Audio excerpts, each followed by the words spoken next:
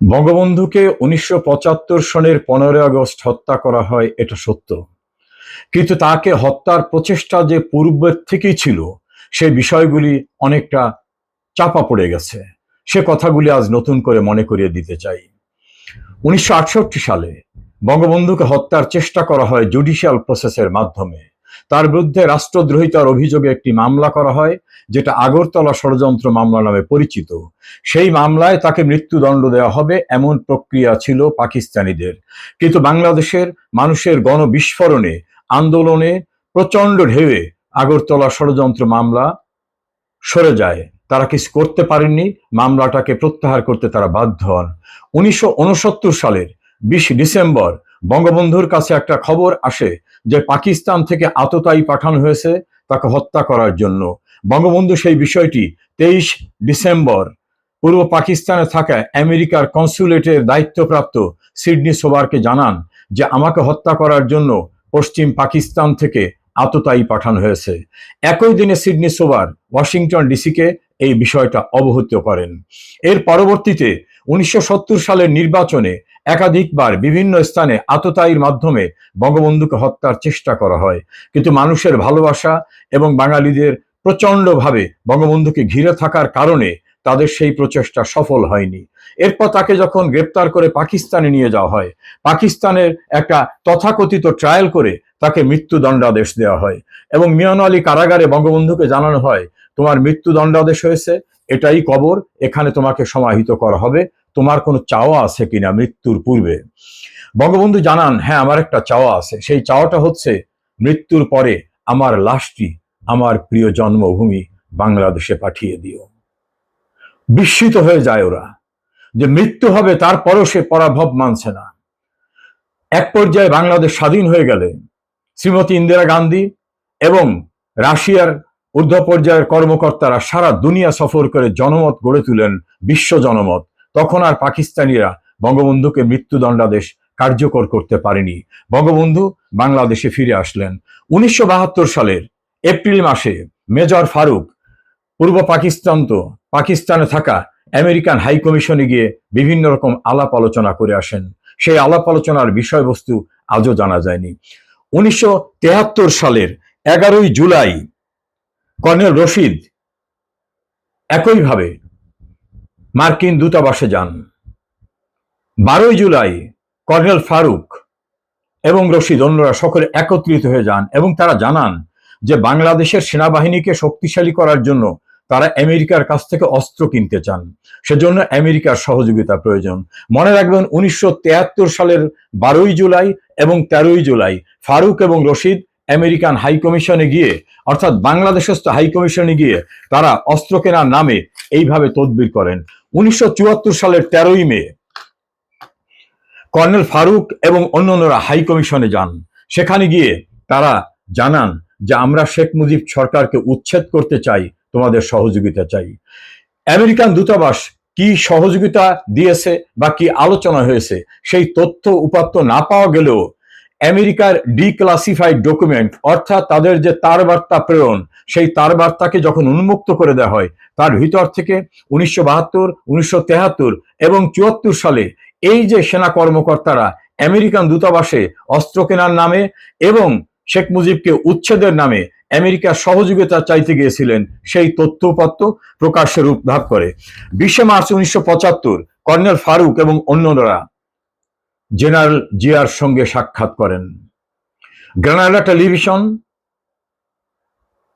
Channel 24, channel 4 এবং বাংলাদেশের channel I এর বিভিন্ন জায়গায় নিজেরা ইন্টারভিউতে তারা বলেছেন যে আমরা শেখ মুজিবকে উচ্ছেদ করার জন্য আমাদের জন্য সবচেয়ে বিশ্বস্ত ট্রাস্টেড লোক ছিল জেনারেল জিয়া, তাই তার সঙ্গে আমরা বৈঠক করি এবং তার গ্রিন সিগন্যাল নিয়ে আমরা কাজ করি। মনে রাখবেন ২০ মার্চ ১৯৭৫ জেনারেল জিয়ার সঙ্গে তারা সাক্ষাৎ করেন।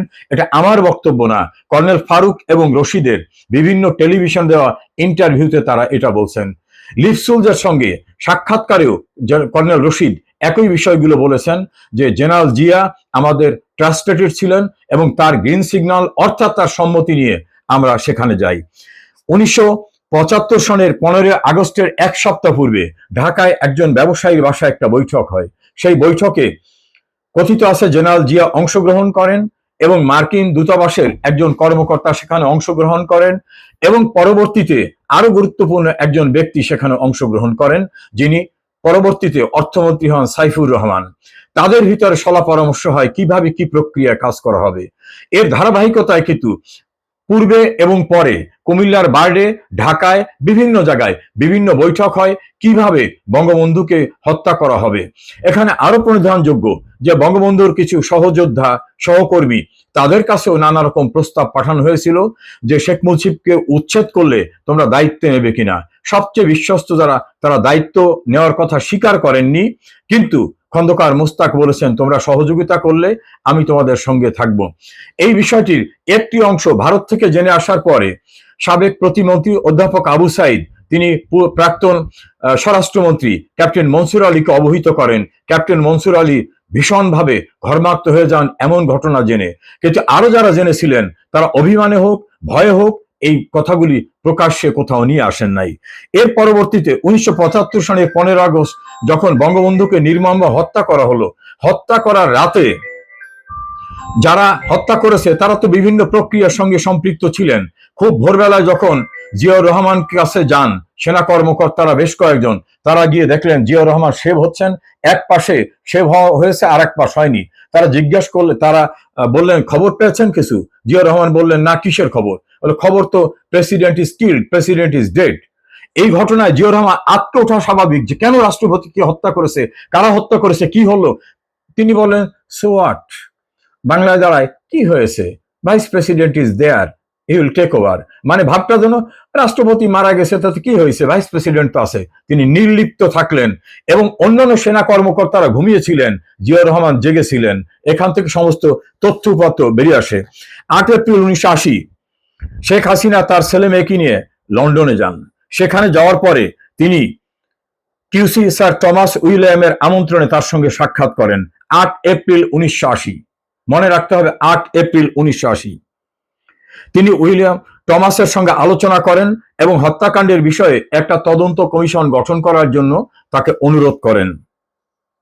15 আগস্ট এবং 3রা নভেম্বরে যে হত্যাকাণ্ড সেটা নিয়ে একটা কমিশন গঠন করার জন্য তাকে অনুরোধ করেন এবং 18 সেপ্টেম্বর 1980, মনে রাখবেন 18 September 1980, QC sir Thomas William MP, Sean MacBride Nobel laureate, Geoffrey Thomas QC, solicitor Aubrey রোজকে নিয়ে একটি কমিশন গঠন করা হয় যে বঙ্গবন্ধু হত্যা এবং 3রা নভেম্বরে জেল হত্যা নিয়ে তারা তদন্ত করতে চান। আন্তর্জাতিক মানের একটি তদন্ত কমিশন গঠন করা হয় এবং সেদিন তদন্ত কমিশন গঠনের ঘোষণা দেন শেখ হাসিনা এবং শেখ রেহানা। আনুষ্ঠানিকভাবে সেই প্রথম জানান যে আমাদের বাবার হত্যা এবং জেল হত্যার বিষয়ে আন্তর্জাতিক পর্যায়ে একটা তদন্ত করার জন্য আমাদের অনুরোধে একটি তদন্ত কমিশন গঠিত হয়েছে।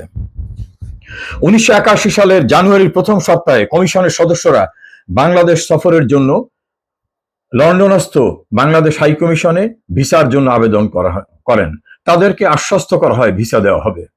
তারা প্রস্তুতি নেন যে আমাদের তো নিশ্চয়ই ভিসা দেওয়া হবে। তারা প্রতিনিয়ত যোগাযোগ করতে থাকেন, আজ নয় কাল উপরে নির্দেশ লাগবে ইত্যাদি তারা বলতে থাকেন। একটা পর্যায়ে তারা যেদিন আসার জন্য নির্ধারিত দিন তার পূর্বের দিন তার হাই কমিশনে গিয়ে দেখেন ওয়ার্কিং আওয়ারে যে সময় হাই কমিশন খোলা থাকার কথা সেই সময় হাই কমিশন বন্ধ করে দেওয়া হয়েছে। বিভিন্নভাবে তারা যোগাযোগ করে জানতে পারেন ঊর্ধ্বতন পর্যায় থেকে তাদের নিষেধ করা হয়েছে, অর্থাৎ ভিসা দেওয়া যাবে না। ঊর্ধ্বতন বলতে তখন জিয়াউর রহমান ক্ষমতায়। তখন এই কমিশন আর বাংলাদেশে আসার সুযোগ পেলেন না, অর্থাৎ তাদেরকে জিয়াউর রহমানের নির্দেশে ভিসা দেওয়া হলো না। 28 জানুয়ারি 1981 সাল টমাস উইলিয়াম বিষয়টি হাউস অফ লর্ডসে উত্থাপন করেন। 28 জানুয়ারি 1981-তে টমাস উইলিয়ামস হাউস অফ লর্ডসে এই বিষয়টা উত্থাপন করেন যে বাংলাদেশ কমনওয়েলথভুক্ত একটি দেশ, সেখানে একজন নির্বাচিত রাষ্ট্রপতিকে নির্মমভাবে সপরিবার হত্যা করা হয়েছে। আমরা সেটা তদন্ত করতে যাওয়ার জন্য চেষ্টা করি। আমাদেরকে ভিসা দেওয়ার কথা বলেও পরবর্তীতে ভিসা তো দেওয়া হয়নি, বরং জানিয়ে দেওয়া হয় যে এটা দেওয়া হবে না। অর্থাৎ একটা নৃশংস বর্বরচিত হত্যাকাণ্ডের ঘটনাকে আমাদের তদন্ত করতে দেওয়া হবে না, এই বিষয়টি তারা উত্থাপন করেন।